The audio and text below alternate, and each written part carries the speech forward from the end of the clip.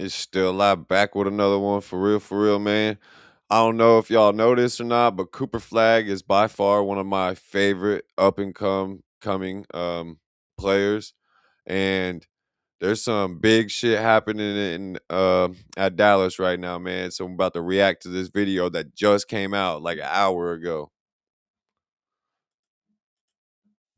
Oh my I goodness. have Wait, only hold on. watched Like like Jason 30 Kidd seconds just of got this, so we fired. about to Oh, find out together. wow. I think Masai, you know how much respect we They have for him. fired Probably got Jason somebody in Kidd. mind. You don't fire Jason Kidd unless you have somebody you want in mind. Cooper Flagg just won Rookie of the Year. He's 19 years old. He averaged 21 points, 6.7 rebounds, and 4.5 assists for a team that won 26 games. And in the last 3 weeks, every single person responsible for building around him has been canned. The general manager who drafted him was fired months ago. The president who was supposed to replace that GM is brand new, Masai Ujiri. He just walked through that door less than 3 weeks ago. And now, as of yesterday, the coach who spent this entire season developing him is gone too. Jason Kidd is out. The Mavericks announced it as a mutual decision, but let's be real. Masai Ujiri made this call. So think about what this means for Cooper Flagg. A year ago, this kid was at Duke. Now he's the centerpiece of a franchise that has completely gutted its leadership around him and is rebuilding everything from scratch. New front office, new coaching staff coming. Draft night is a month away. Free agency is right behind it. And every single move that happens this summer is going to be about one thing. Give Cooper Flagg the best possible chance to become what everyone thinks he can be. But here's the thing that makes this story way more complicated than just another head coach being fired. The coach they fired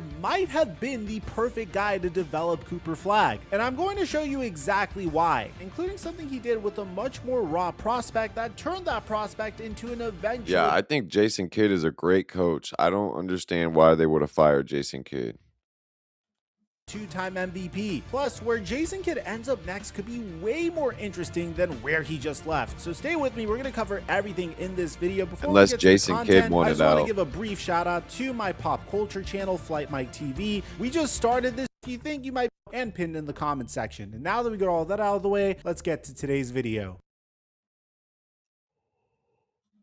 Mic check 1 2 1 2. What's going on, everybody? Before we get into the coaching change and everything that's coming this summer, I need you to understand what Cooper Flagg just did, because this wasn't just some normal rookie season where a young guy has a nice supporting cast. Nah, yeah, he put up amazing numbers with a shit team And puts up decent numbers. This was a 19-year-old dragging a franchise through absolute chaos. Kyrie Irving didn't play a single game this season. He spent the entire year rehabbing the ACL he tore in March of 2025. Anthony Davis played 20 games before various injuries piled up and the front office gave up on him and shipped him to Washington. Derek Lively played 7 games before needing season-ending foot surgery. So Flagg's 3 most important teammates were basically gone for the entire year. He literally had nothing around him. And yeah, that's insane. I feel bad for him, dude, because I think if he could have came in and got on a good team, like he could be scary in the next year. Like if he could you imagine like if he would have came in and got on a team that was decent, not great. I'm not saying he should have went to freaking a great team like the Spurs or anything like that. I'm saying, can you imagine if he just came in and got on a decent team? Like, I don't know who, you know what I mean? But just a decent team that wasn't completely falling apart. Like, how scary he could be already. Like, Wimby in year 3. Like, Cooper in year 3 could be so scary. despite all of this, he still put up But they could in the next 3 years, they could really build a lot around him because I think they have a lot of draft picks and a lot of shit. Look how fast the Spurs built around Wimby to where they're now fighting to go to the championship on year 3.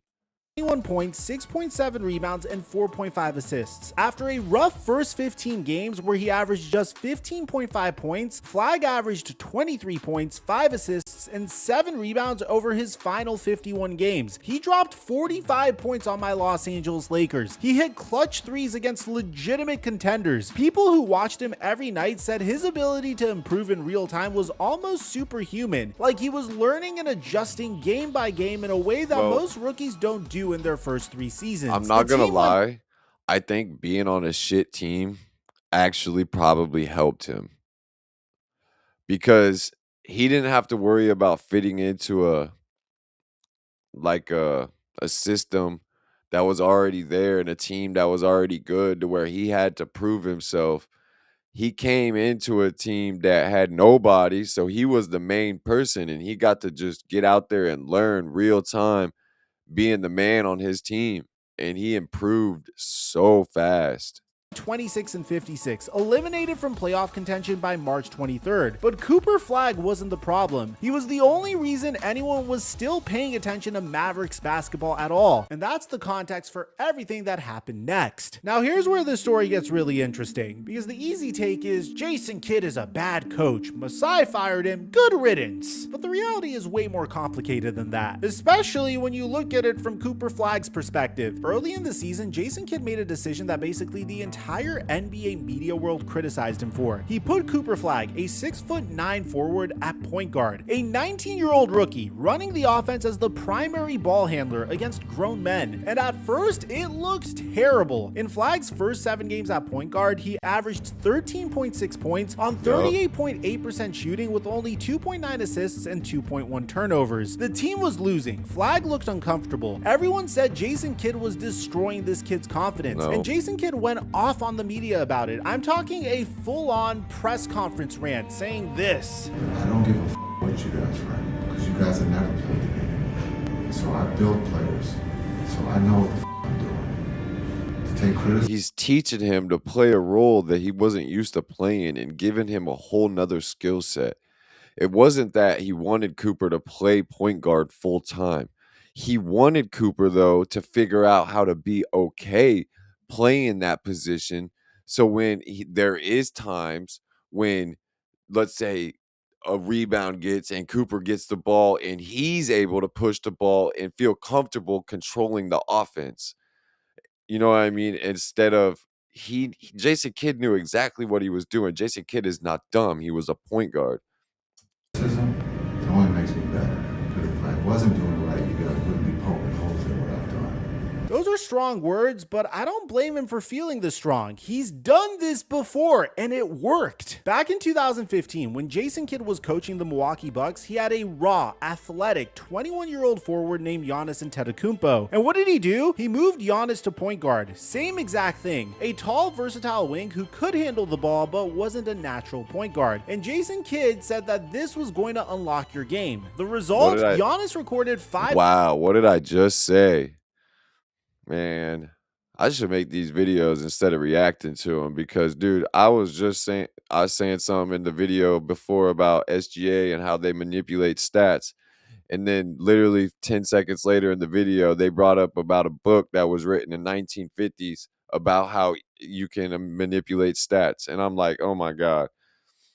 Triple doubles that season and made progress in every single statistical category. That experiment is widely credited as one of the key developmental moments that turned Giannis from a raw project into the player who'd eventually win 2 MVPs and a championship. And look, people noticed Giannis went back to playing power forward most of the time, but now Giannis is comfortable. Giannis grabs the board or gets out running and is comfortable bringing the ball down. He doesn't do it all the time. He's not the main person that grabs the ball when the ball is passed in, you know what I mean, from the other side. But he's comfortable doing it because Jason Kidd put him in that situation and made him uncomfortable to learn. Same parallel with Cooper Flagg. While Doc Rivers was still coaching the Milwaukee Bucks, he watched Cooper Flagg play in Milwaukee and called Jason Kidd's decision genius. Just watching him play, what I love about him, I absolutely love, is competitiveness.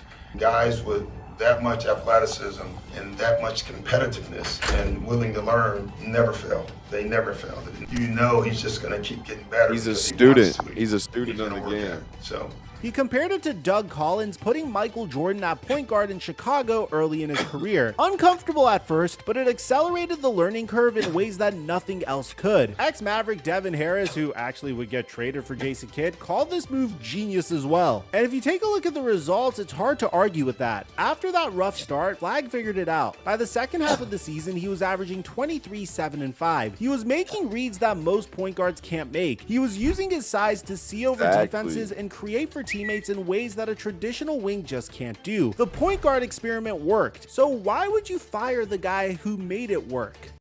Coin Poker hosts monthly poker I don't know. It tournaments don't make open no to the sense. community. It don't make no sense to do that.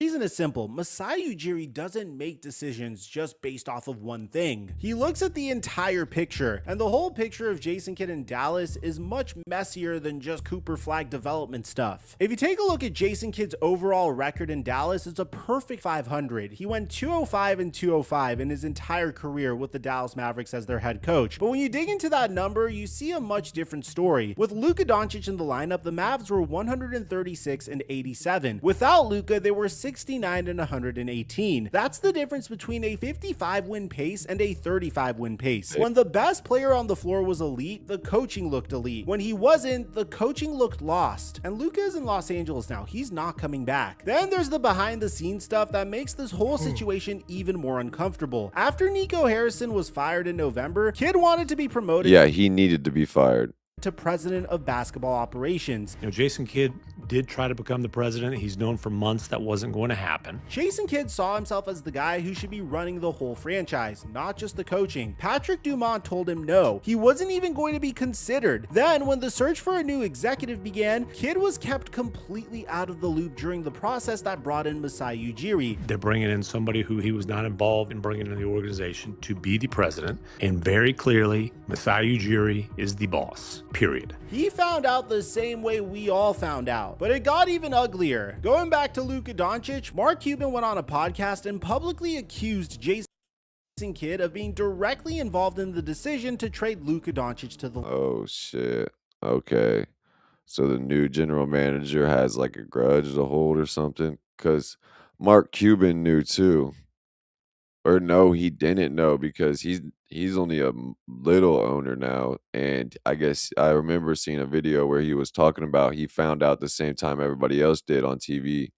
Lakers. All I'll tell you is that it wasn't Michael Finley, and you can surmise who else was in the room. But it had to be personal then. You talk about confirmation bias, there was some of that as well. But, that doesn't justify it for our coach and our general manager to stand up and trade our best player. Now, Jason Kidd would deny this, saying that he had nothing to do with it. One of our owners has mentioned that I knew about the trade. As I have said, I was not part of the process and was informed at the 11th hour. And that's the truth. But ESPN also reported that Kidd's frustration with Luka's conditioning was well known throughout the organization. So even if he did... That might have played a role, though, him complaining about it still might have played a role in them deciding to trade him without it actually him being actually involved in the trade, though. And it was a fair assessment of the way Luka was letting his body go, though, at that point. Once he came to the Lakers after he got traded, he took getting in shape serious. And all year this year, he was in great shape. But Jason Kidd had a fair assumption of saying what he was saying about Luka back then because Luka was letting himself go. Didn't push for the trade, there were clearly fractures in that relationship that made the whole thing possible. How involved was Jason Kidd? Mavs sources do believe that he had a level of support for that trade. Masai looked at all of that, the 500 record, the inability to win without a superstar carrying the team, the power struggle behind the scenes, the Luka trade drama, and he made the same calculation that he made in Toronto back in 2018. In Toronto, he kept Dwayne Casey for 5 development years before deciding that Casey couldn't get them to a championship. In Dallas, he didn't even wait a month. At his introductory press conference, Ujiri said that he was going to evaluate the organization head to toe and that he'd look at every single way we can to improve things. People thought that was just corporate talk, but it wasn't. The man put his money where his mouth was. Okay, so now that we understand why Masai made the move, let's talk about what he's actually building around Cooper Flagg, because this summer is going to define the next 5 years of Dallas. So it sounds like this owner isn't some irrational owner, though. Like, he's not just making this out of emotion, I don't think. Like, I feel like he's got a strategy. Maybe not. Mavericks basketball. And the pieces are very, very interesting. First comes the money. Dallas has about $152 million committed in salary for next season, which puts them well below the luxury tax. They've got roughly $38 million in tax space, $45 million before the first apron, and $58 million before the second apron. They'll have both the non-taxpayer mid-level exception and the biannual exception to work with. That's real flexibility. It's not necessarily sign a max. See, I don't know all of how, like, I know kind of how the fucking shit works with how much people they can spend to sign, but there's so much that goes into it with all the extra shit he just said, to where I don't understand the market size of each team and why some of them can be so much bigger than other teams. Like, why can it not just be an even playing field? To me, like, every team should be able to have the same amount. I feel like, I don't know. Free agent money, but it's enough for creative execution to make intelligent decisions. And Masai is about as creative as it gets. The roster around Cooper I Flagg know that the players that are already signed, you know what I mean, take up so much. I'm not saying that, but I'm saying, like, overall, with the amount of money that a team can spend to sign players and spend to sign new players, why is it not the exact same amount for each team?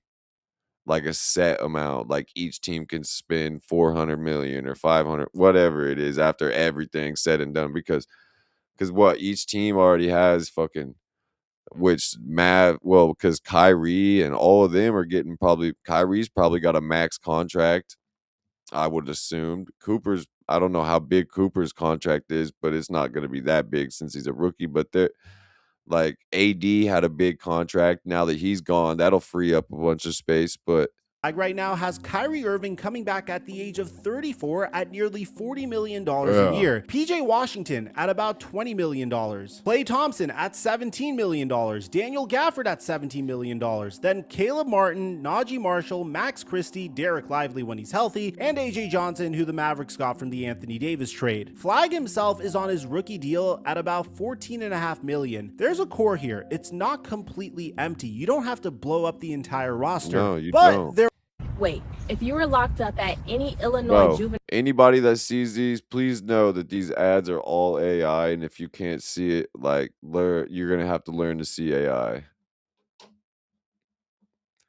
Damn. that's where Masai's track roster. But there are contracts that don't fit Flagg's timeline, and that's where Masai's track record gets really exciting. If you watched my last video on Masai Ujiri, you already know his signature move. He acquires talented players on expiring contracts at a discount, gives up less than other teams would, and then he convinces those guys to stay. He did it with Serge Ibaka, he took a flyer on Kawhi Leonard, and even though he didn't stay, he ended up winning a championship with him, but he also did it with Gary Trent Jr., with Emmanuel Quickley, and with Brandon Ingram over and over again, and he's never once packaged multiple first-round picks in a single trade in his entire career. That discipline is everything for Dallas, because after this year's draft, the Mavericks don't So control he's a their smart own coach. He's not a dumb, or he's a smart, not owner, but president, whatever. He's GM, whoever he is. He's smart and he knows what the fuck he's doing. Okay.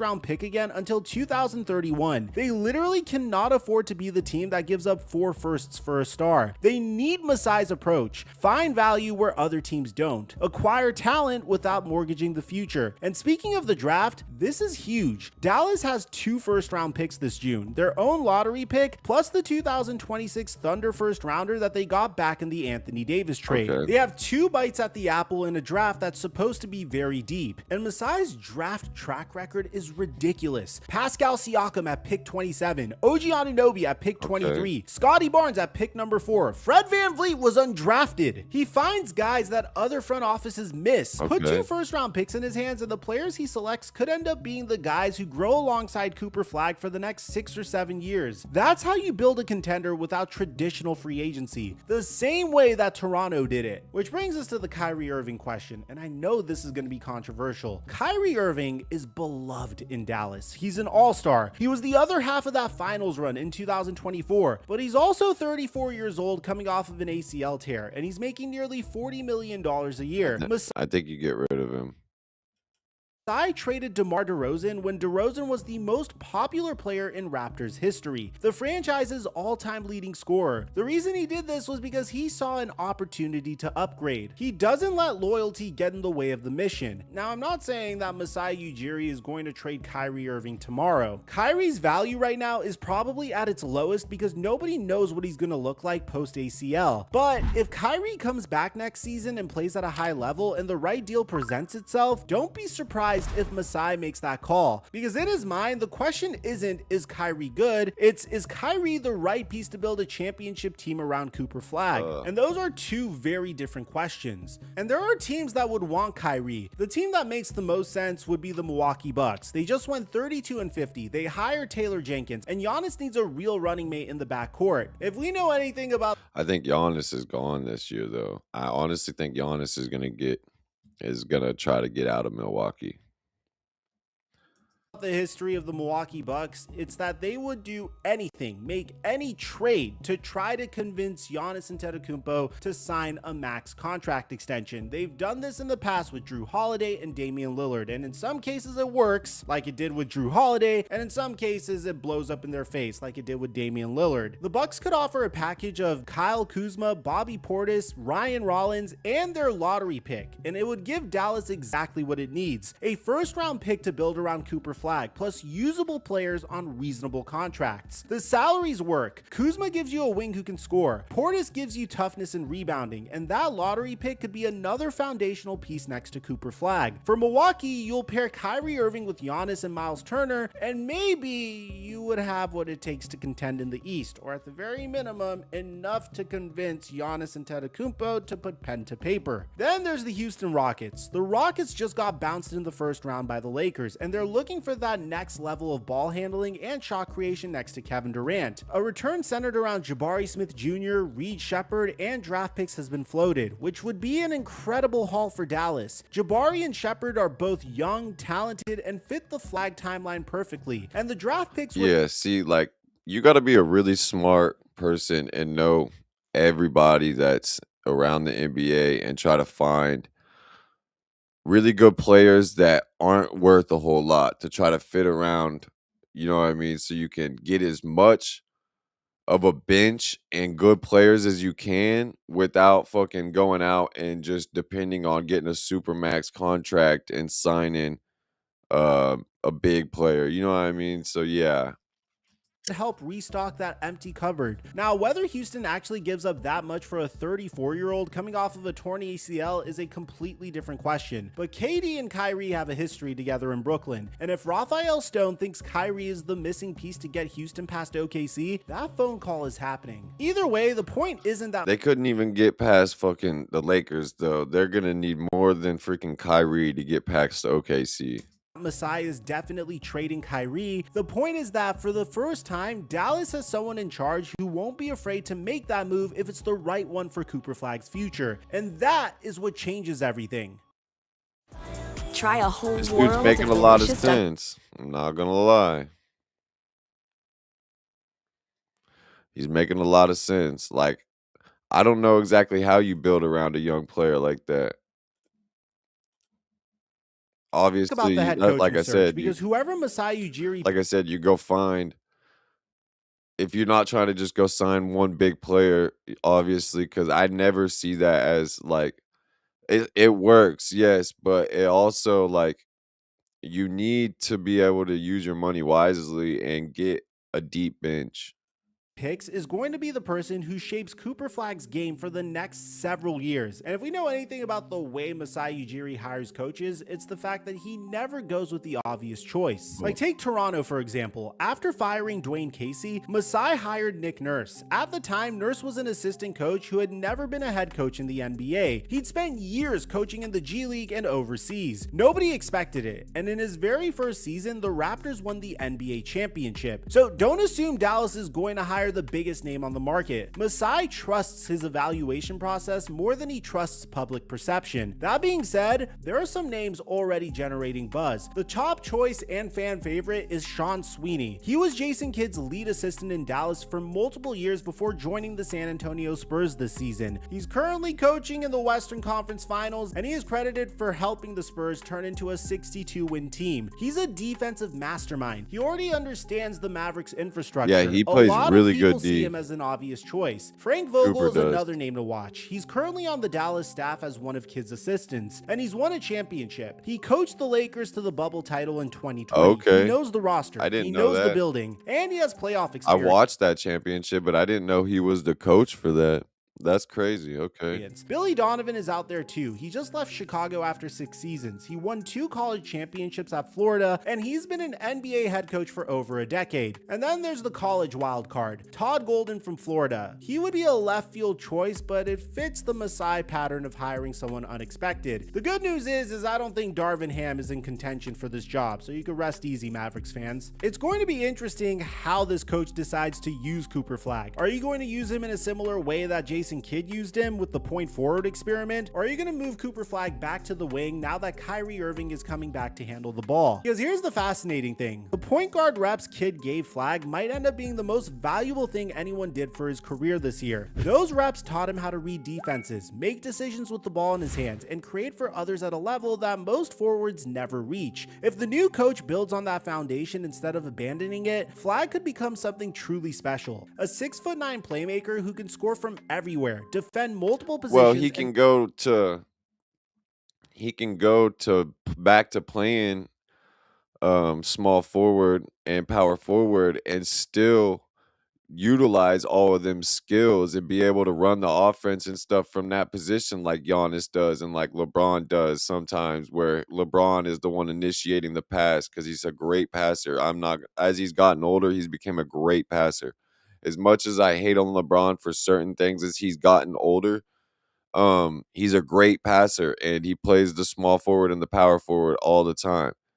So, you know what I mean? Cooper can go back to not playing point guard and go back to playing power forward, and still when he gets the opportunity, like when he comes down with the rebound and shit like that on the defensive side, you know what I mean? He can take off and initiate the offense and run the offense and still use everything that he learned without playing the point guard position. Run an offense. That's not just a star, that's a franchise player that could win you a championship. And the coaching hire is going to determine which direction this goes. But what about Jason Kidd? Well, his next move can completely alter the entire NBA. There's head coaching jobs available right now if Kidd wants to jump back into coaching. The Chicago Bulls, the Orlando Magic, and the Portland Trailblazers are all looking for coaches. Any of those could be an option for Kidd, although the Portland Trailblazers are trying to be notoriously cheap about their next head coaching hire, which if you want us to cover that in another video, let me know in the comment section and I got you guys next. But Kidd also has 4 years and over $40 million still owed to him by the Dallas Mavericks, so he's not in a rush to take just any job. He can afford to be patient. And here's the angle I think most people are sleeping on. Jason Kidd was already an assistant for the Los Angeles Lakers once before. He joined Frank Vogel's staff in 2019 and he won a championship with them in the bubble in 2020. I didn't know that either. He worked alongside LeBron James during that run. He's got a real relationship there. But here's the real interesting part. Jason Kidd also coached Giannis Antetokounmpo in Milwaukee for 4 years. He's widely credited with laying the developmental foundation that turned Giannis into an MVP. Giannis even called Kidd the day he was about to be fired from the Bucks and tried to save his job. That's a real relationship. And if the Lakers are pursuing Giannis this offseason, which has been rumored for months, having Jason Kidd on the coaching staff as an assistant becomes a serious I think we get recruiting LeBron tool. and You're bring basically Giannis telling in Giannis, play the with guy who Luka. believed in you before anyone else is right here waiting for you. Imagine a Lakers roster with LeBron, Luka, Giannis, and Jason Kidd on the bench. I mean, just think about that for a second. Now, is that going to happen? No, why are we keeping LeBron? Hold on. No.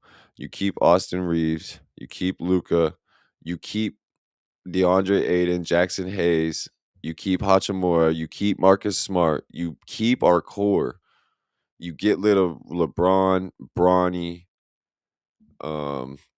Jake LaRavia, Dalton Connect. You get rid of them players and bring Giannis in. Happen, that's a different conversation for a different video. As a Laker fan, I'm not necessarily sure myself, but the connections are all there. Jason Kidd has ties to LeBron, ties to Luka, and a deep personal bond with Giannis. The Lakers are the kind of destination where an assistant role makes sense for a guy who has $40 million coming from Dallas and can afford to wait for the right head coaching opportunity. This is at least worth keeping a tab on. Let me bring this back to where this really matters. 6 months ago, the biggest fear with Cooper Flagg was that he'd end up like LeBron's first 7 years in Cleveland, or Kevin Garnett wasting his prime in Minnesota, a generational talent stuck on a franchise that couldn't figure out how to build around him, a bad GM, an absent owner, no plan, no direction, just vibes and losing. Today, the picture looks completely different. Masai Ujiri is running things, a guy who turned the Toronto Raptors from an afterthought into NBA champions. The coaching search is about to bring in someone who can build on the foundation Kidd laid with Flagg's development. The cap sheet is clean. There are 2 first-round picks in this draft. Kyrie is coming back, and the man making every decision has a 20-year track record of finding value where nobody else sees it. Cooper Flagg is 19 years This is going to be interesting. old with a Rookie of the Year trophy and a franchise that's finally building around him the right way. For the first time since he put on a Mavericks jersey, you can actually see the path to something real. The question isn't whether Cooper Flagg is good enough. You already know the answer to that. The question is whether the people around him can match his talent with the right moves. And if there's one person in the NBA you trust with that job, it's the guy sitting in the president's chair right now. Dallas is about to look very different very fast. And I'm going to be covering every single move the Mavericks make throughout their offseason, so make sure you're subscribed and have our notifications on so you don't miss some news whenever it comes out. Aside from that, I'm your boy Mike. All right. Peace out, y'all.